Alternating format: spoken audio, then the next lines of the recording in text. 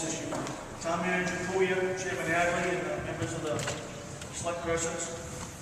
My name is John Patrick, and I'm a resident of Rumford and an employee of the DuPage. I'm also a member of the Maine Citizens Trade Policy Commission. The Citizen Trade Policy Commission was established by the legislature in May of 2004 to assess and monitor the legal and economic impacts of trade agreements on state and local laws, working conditions, and the business environment, to provide a mechanism for citizens and legislators to voice their concerns and recommendations, and to make policy recommendations designed to protect Maine jobs, business environment, and laws of any negative impact of trade agreements. And tonight I'm here representing myself, though, because I want to make sure I don't get myself in trouble with any of the groups that I represent or work with. I'm here to say a few words in support of the resolution. The first thing I will say is I agree 100% with what Dan said. He was right on the mark, and there's tons and tons of literature we could give probably a 3-hour presentation on it, and it would probably just confusion, but there's tons and tons of evidence that goes along with it. The resolution brought to you this evening regarding the issue of coated paper from Communist China and Indonesia dumping and countervailance duty case. I firmly believe that every citizen in every town should be aware of the damage caused when there are abuses of these international trade agreements.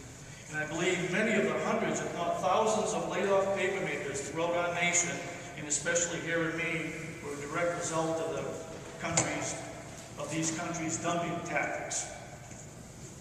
With your support and the support of our state legislature and our federal delegation, we can help resolve this unfair, if not illegal, practice.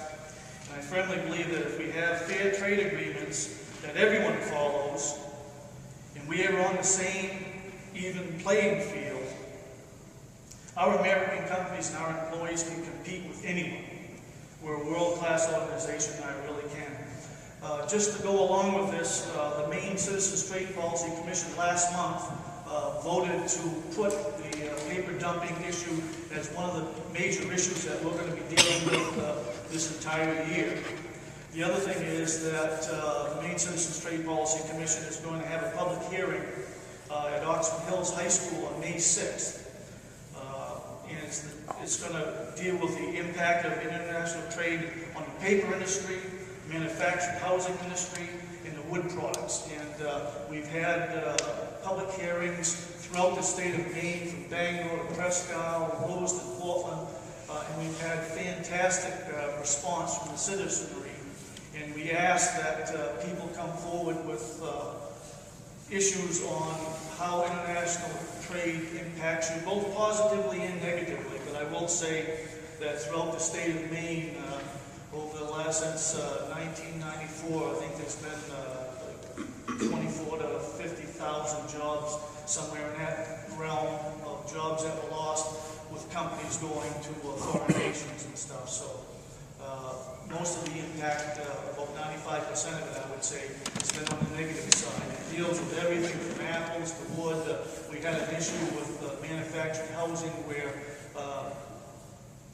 mechanics from Canada were coming across the border, which they have a right to do to bring their houses here, but they are not allowed to set them up, and they were continually breaking the law, and through the Citizens Trade Policy Commission in dealing with Congressman Michaud and our congressional delegation, we took action to have an effect on that. And I remember one case of a farmer who in Lewiston was like a 4th or 5th generation apple farmer, and his business was devastated by about 80% by China, because they were actually dumping cheap apples onto the market, and that actually affected him. He gave fantastic testimony on that. So I'm glad you passed it, and I encourage as many people as would like to come on May 6th to come down to Oxford Hills High School.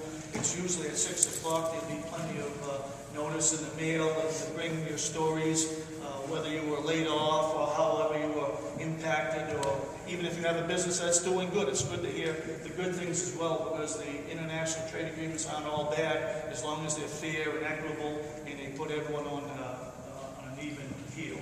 With that, I thank you very much for your time. Can you get us a reminder to Carl?